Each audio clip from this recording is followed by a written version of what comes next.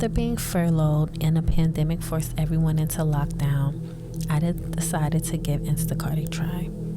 From the start, I loved all the freedom that came along with this gig.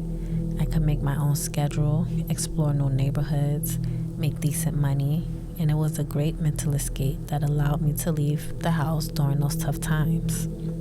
But like everything in life, it has its pros and cons.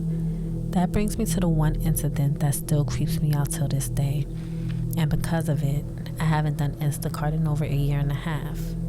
The story I'm about to tell you took place Sunday, April 19th of 2020. That day will forever be engraved in my brain. I remember it being my first non-stop day of good batches. Every order was pretty easy, and by 7 p.m. I had made over $250. At the time, it was the most I had made in a single day. Usually, I would stop working by 5 p.m., but I was so high from the excitement of making so much money that I wanted to stay out a bit longer and see if I could make more. I signed off at around 7:45 p.m. to have dinner. My last delivery had taken me to a part of town that I wasn't familiar with, so I decided to look up a restaurant near me, order dinner, and pick it up curbside. After I finished eating, I just sat in my car for a while, people watching. Seeing people adjust to wearing masks, forming lines, and trying to keep a safe distance gave me an ominous feeling that carried on for the rest of my night. I sat there for 30 minutes in some sort of a trance before deciding to go back online. There was a batch available that had a small number of items. I accepted the order and arrived to the store in about 15 minutes. The list consisted of the following items: 2 30-inch black heavy-duty cords, a set of 10 4-inch black mini ritual candles, a 12-piece wood carving tool kit, and a slicing knife, flexi tape, and a voice recorder. Once everything was packed in the car, I went on the app and clicked deliver. It was a 35-minute drive to get to the customer's location. After about 20 minutes, the GPS had led me to a deserted area, and I was now on a long, empty, dirt, dark road. The only light around me was coming from my headlights. There were a few houses scattered here and there, but it was kind of late at this time, so many of the houses' lights were off. I remember driving for a while before reaching a T-junction. That's when my GPS directed me to turn left down a completely dark, deserted road with no houses in sight. I was engulfed in complete darkness.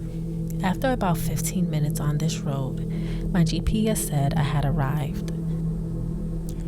It was pitch black. My car lights were giving me some visibility, but I didn't see anything. I squinted my eyes to get a better look at my surroundings. Off in the distance, I saw to my far right was a single standing house. No lights were on, and the place looked creepy, rotten, and abandoned. The windows were boarded up with wood, and the steps were caved in. This couldn't be the right location. The customer left special instructions for me not to leave the groceries on the porch and to contact them when I'd arrive. I texted the customer to let them know that I was in front of the house, but I didn't believe that I was in the right location. I kept looking around, trying to see if there were any other houses nearby, but it was pitch black, and all I could see was woods. The house was definitely abandoned because not one single light had come on. 3 minutes had passed and no reply, so I decided to call. The phone rang and someone immediately picked up. There was heavy breathing for a few seconds, then I broke the silence by saying, "Hello?" A groggy voice answered with, "Are you here?" "Yes, I have your groceries." "Stay right there." He then hung up. My first thought was to just take the stuff out of my car and leave. But I know how important ratings are, and I didn't want to have any bad reviews. I stepped out of the car and started preparing the groceries. Then I heard running in the far distance coming from the woods. I stopped what I was doing and stared off into the direction of the noise. It was getting louder and louder. Then out of the darkness appeared a skinny, pale guy, like there was no blood left running in his veins, and he was covered in tattoos with a beard and long, unkempt hair, charging straight towards me at full speed. I mean, he was running like he was training for the Olympics. My knees began to buckle as he got closer, and I felt a cold rush go over my body. I was frozen in place with shock. He came to a sudden stop when he reached my car. Then in the same eerie voice said, Drive me to my house. "Isn't this your house?" No, this address is just easier to find. He said this while staring weirdly and uncomfortably at me without blinking at all. Confusion struck and my heart started racing again. There was something about his delivery that seemed very disconnected, and we were in a sketchy location in the middle of nowhere. I began explaining to him that it was against company's policy to have customers in the car, let alone drive them anywhere. What happened next, I still have nightmares about to this day. His face turned even paler than it was before, as he continued to just stand there, staring at me with this blank, expressionless look. Now he was sweating profusely, then suddenly started smiling with the most demonic smile I've ever seen. I want to make it clear that I'm not a small guy. I'm 5'11", solid built, and muscular. I don't get intimidated easily, but this was some creepy shit. I knew I could overpower him if needed be. This dude's voice then began to change, and he started speaking in a childlike voice, saying, You're going to die. Help me. I'm begging you. Can you help me? He started shaking his head violently from side to side, like he was possessed. He then dropped to the ground with his head tilted down while pulling his hair with both hands and rocking back and forth. Then I heard rustling from the woods coming from 2 different areas. What the fuck? I slammed the trunk and ran to the front of the car, jumping into the driver's seat. As I began to close the door, he stuck his arm in and I slammed it. He started grunting like a deranged maniac and yanked the car door open so hard I thought the door was going to come off. I hopped out, yelling at him, telling him to let go. But he just held on for dear life, swinging the door back and forth so hard I legit thought the door was about to break.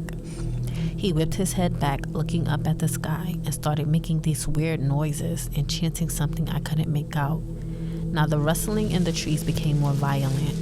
It was pitch black, but my headlights gave me some visibility, and I could have sworn I seen a figure when I looked in the direction.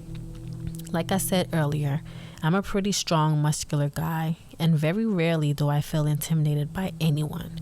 But if I was outnumbered, I wouldn't try to play tough, and I would just get the fuck out of there. And I was quickly becoming aware that this guy wasn't alone. I grabbed him by his scrawny, cold, and pasty arms and yanked him off the door, throwing him onto the ground. I hopped back into the car and sped off so fast that there was a thick cloud of dust. When I looked in my rearview mirror, I saw him along with 2 other guys running after my car, yelling at the top of their lungs. It was a horrifying scene and an even more horrifying experience. I floored it, and I was relieved when they faded away into the dusty darkness. I don't know what they were planning on doing to me, and I played that night over and over and over in my head. If I had to guess, I think they were part of some cult, and they wanted to sacrifice me. I reported this incident to customer care and called the cops. I later found out that the house had been abandoned for over 9 years, and there had been reports of strange incidences happening in that house. I gave thanks every single day that I made it out alive, and now I only deliver between the hours of 7 a.m. and 6 p.m. My advice for anyone interested in working for a delivery service is to stay safe. There are weirdos out there who take advantage of these things to catch prey, and I was prey. Please stay safe out there, and have a good night.